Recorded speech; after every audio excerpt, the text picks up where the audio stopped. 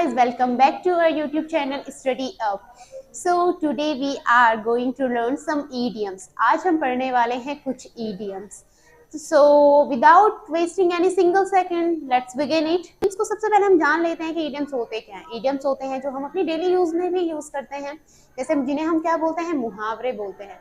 तो सबसे पहले हमारे पास it's the tip of iceberg. इसका मतलब आपका क्या होता है कि जब आपके पास कोई बड़ी प्रॉब्लम होती है ना, बहुत ज्यादा बड़ी प्रॉब्लम है और उसका छोटा सा हिस्सा होता है वो, तो उसको हम बोल सकते हैं कि जैसे होता है ऐसे हमारी, जैसे कि अभी जैसे कि आप बोलेंगे कि भाई आने वाली लाइफ में, मतलब जब हम अपने लाइफ को अभी जी रहे हैं तो मतलब हम क्या बोलते हैं कि भाई अभी तो ये मुसीबत है ही क्या, अभी तो ये छोटी सी मुसीबत है, अभी तो हमारे पास बहुत ज्यादा मुसीबतों का सामना हमें करना पड़ेगा. तो वहां पे आप बोल सकते हैं it's the tip of the iceberg, मतलब ये बड़ी समस्या का सा हिस्सा है.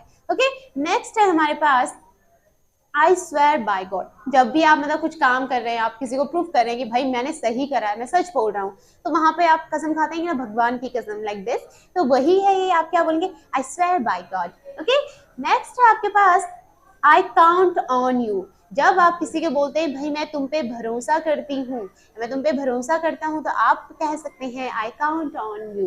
ओके, नेक्स्ट है हमारे पास I have to sugar the pill. अब क्या होता है कि जब कभी ऐसा होता है कि हमारी लाइफ में बहुत प्रॉब्लम हो जाती है, बहुत ज्यादा प्रॉब्लम हो जाती है, तो उस प्रॉब्लम को हम सॉल्व करने के लिए कोई कुछ भी जो भी काम करते हैं, आप यूज कर सकते हैं I have to sugar the pill. ठीक है, बड़ी मुसीबत में छोटा सा ऐसा काम करा जो आपको थोड़ा सा सही लगा जिसमें. अब नेक्स्ट देखेंगे हम, नेक्स्ट है हमारे पास could you drop in my place. इसका मतलब कुड का यूज तो आपने पढ़ा ही है. कुड का यूज हम कब करते हैं, जब हम किसी को पोलाइटली वे में, किसी को हम पोलाइटली वे में हम किसी से बात कर रहे हैं, पोलाइटली वे से हम रिक्वेस्ट कर रहे हैं, तो वहां पे हम कुड का यूज करते हैं. तो ये क्या है, could you drop me in my place, क्या आप मुझे मेरे स्थान तक छोड़ सकते हैं. ठीक है, नेक्स्ट है हमारे पास please drop me a line.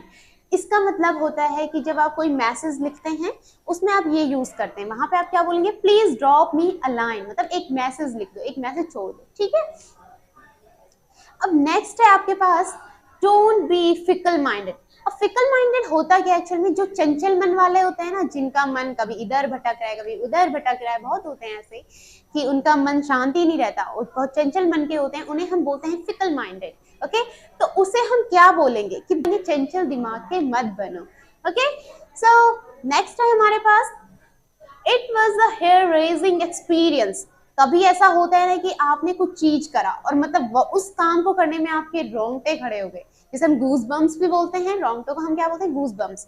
अब वहां पे जब आप ईडियम यूज करें कि भाई ये बहुत ही रोंगटे खड़े करने वाला अनुभव था, तो वहां पे आप यूज कर सकते हैं it was a hair raising experience, मतलब ये रोंगटे खड़े करने वाला अनुभव था. ठीक है, तो आपको कमेंट बॉक्स में बताना है कि ऐसी आपकी लाइफ का कौन सा एक्सपीरियंस है जिससे आपके रोंगटे खड़े हो गए थे. ओके, नेक्स्ट है हमारे पास यू स्टक लकी.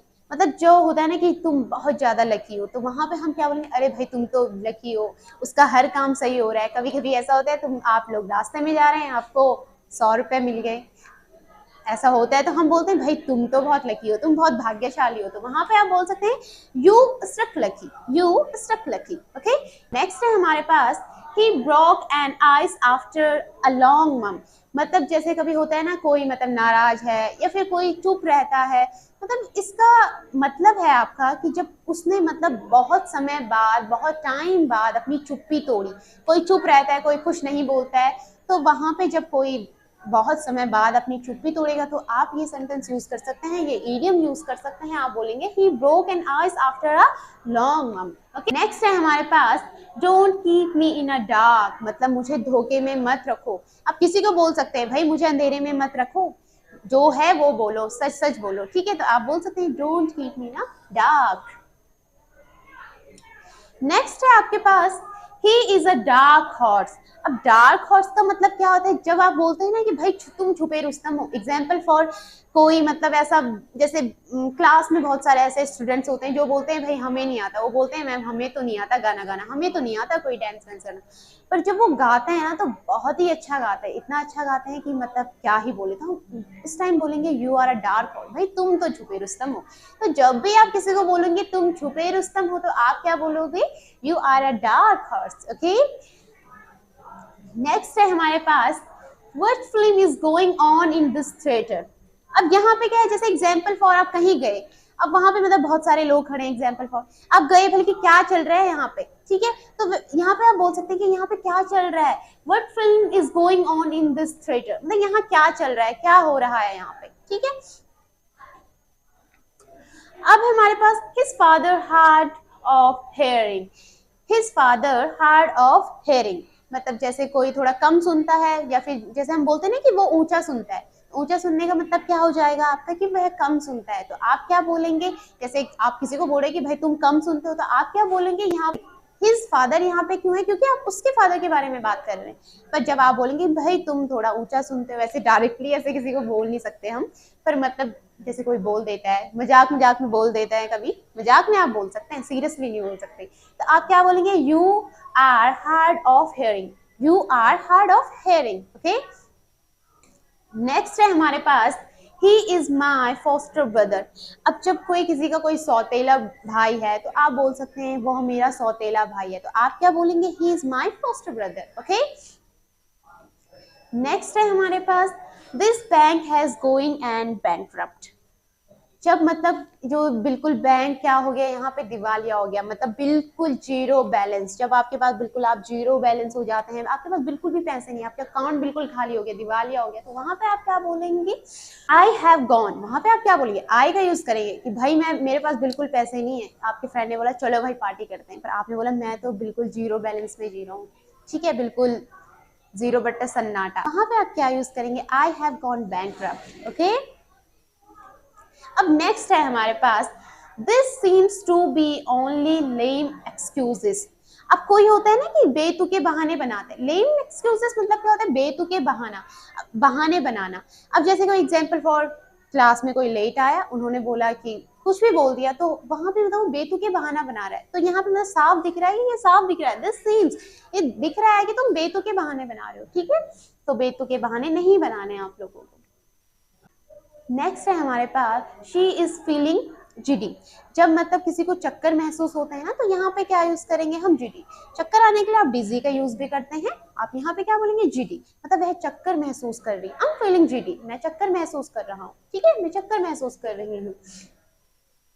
नेक्स्ट है हमारे पास, don't try to grind your own axe. अब कोई कोई ऐसे होते हैं जो अपनी ही चलाते हैं, दूसरों की तो सुननी नहीं है, बस अपनी चलाते हैं, ठीक है, तो वहां पे आप यहाँ पे उसको बोल सकते हैं, don't try to grind your own axe, मतलब अपनी चलाने, अपनी ही मत चलाओ, ठीक है, दूसरी की तो सुननी नहीं है, होते हैं कुछ लोग ऐसे कि बस दूसरी की तो कोई सुनते ही नहीं है, बस अपनी चलाते रहते हैं, तो वहां पे आप यूज करेंगे don't try to grind your own axe. Okay, next है हमारे पास, it's raining cats and dogs, मतलब जब बहुत ज्यादा बारिश हो रही होती है, तो आप क्या बोलेंगे, it's raining cats and dogs.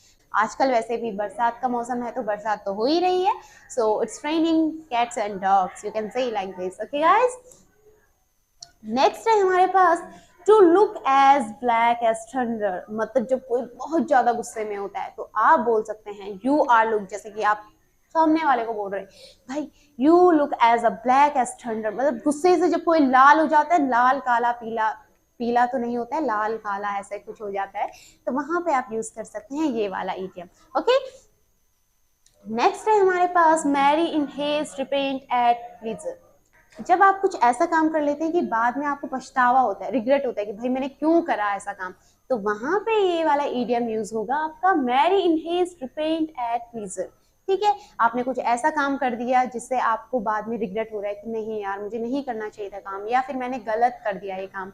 So yes guys, I hope you have understood everything. If you have any kind of doubt, you can ask me in comment section. अगर आपको कोई confusion लगेगा, कोई idioms आपके समझ में नहीं आया होगा, तो आप मुझसे comment section में पूछ सकते हैं, और आपको comment में ये भी बताना है कि आप किस वाले idiom का सबसे ज़्यादा use करने वाले हैं अपनी life में। Okay guys, have a nice day. Thank you for watching.